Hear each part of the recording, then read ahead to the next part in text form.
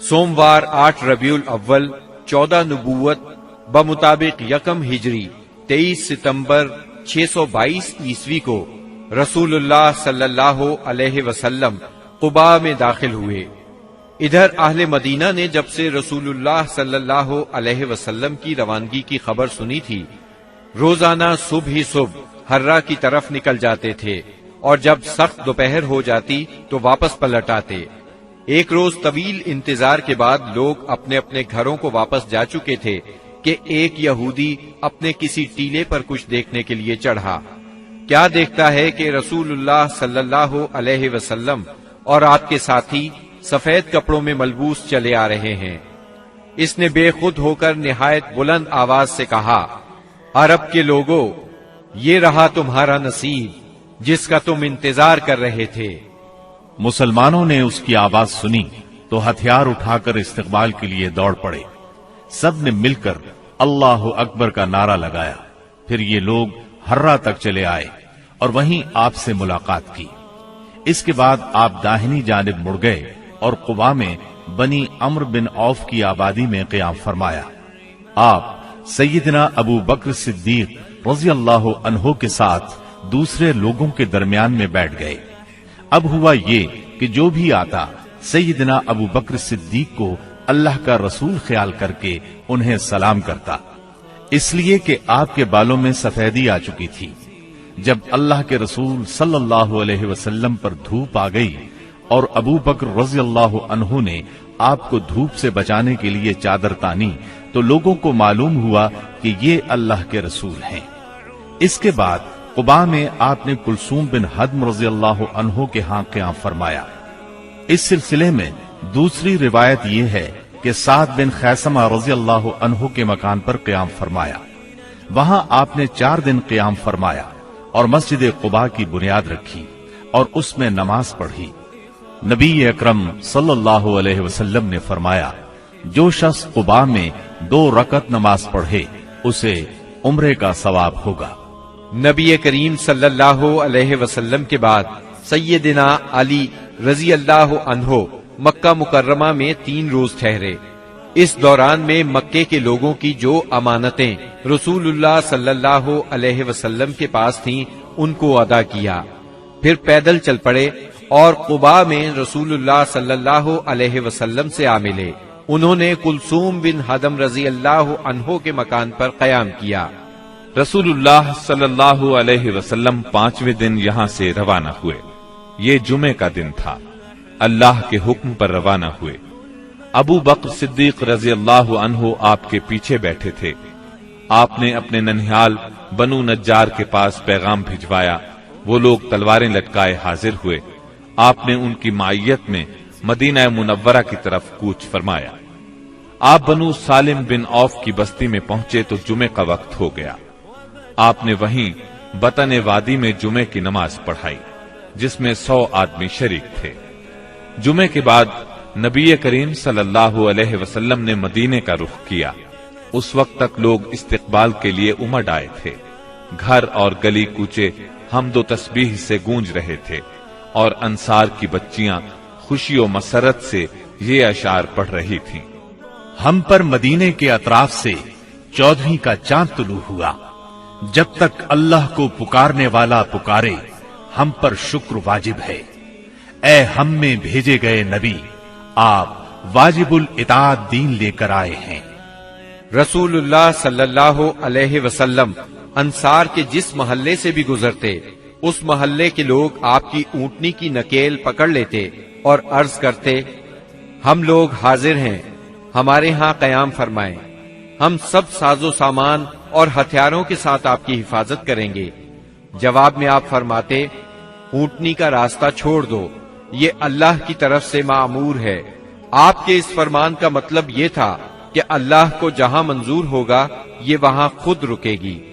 चुनाचे ऊंटनी उस जगह रुकी जहां आज मस्जिद नबवी है। यहां पहुंचकर वो बैठ गई, लेकिन आप नीचे नहीं उतरे, यहां तक कि वो उठकर थोड़ी दूर तक चली, फिर पलट आई और फिर उसी जगह बैठ गई जहां पहले बैठी थी। इसके बाद आप नीचे तशरीफ ले आए।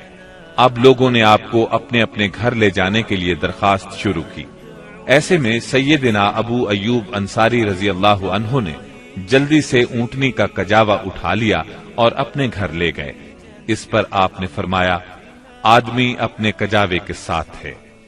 ادھر سیدنا اسعد بن زرارہ رضی اللہ عنہ نے آ کر اونٹنی کی نکیل پکڑ لی، چنانچہ یہ اونٹنی انہی کے پاس رہی۔ صحیح بخاری میں سیدنا انس رضی اللہ عنہ سے روایت ہے کہ نبی صلی اللہ علیہ وسلم نے فرمایا، یہاں سے ہمارے کس آدمی کا گھر زیادہ قریب ہے؟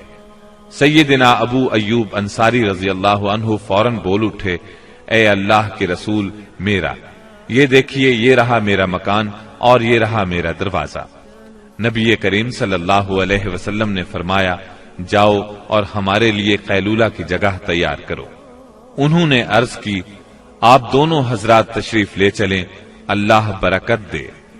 اس طرح میزبانی کا شرف سیدنا ابو ایوب انصاری رضی اللہ عنہ کے حصے میں آیا۔ جب رسول اللہ صلی اللہ علیہ وسلم مدینہ منورہ میں قیام پذیر ہو چکے تو آپ نے سیدنا زید بن حارثہ اور سیدنا ابو رافع رضی اللہ عنہما کو مکہ معظمہ بھیجا۔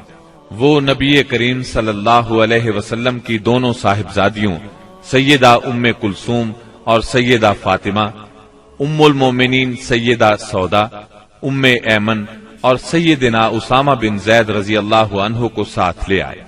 ان کے ہمراہ سیدنا ابو بکر صدیق رضی اللہ عنہ کے فرزند عبد الرحمن بن ابی بکر بھی اپنے گھرانے کے افراد سیدہ ام رومان، سیدہ عائشہ اور سیدہ اسماء رضی اللہ عنہن کو لے کر مدینہ منورہ آ گئے۔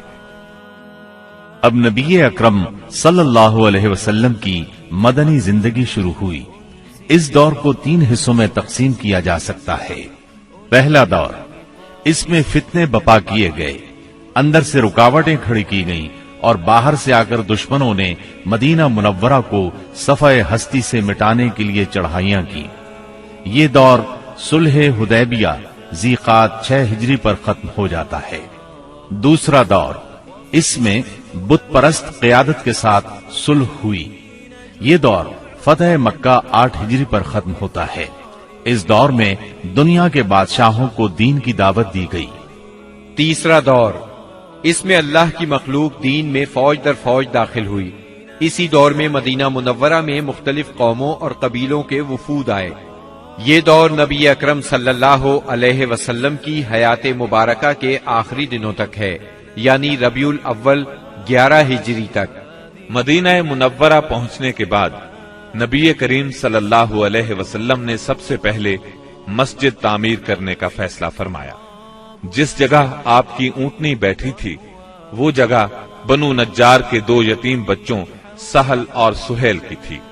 آپ نے اس زمین پر مسجد بنانے کا ارادہ فرمایا۔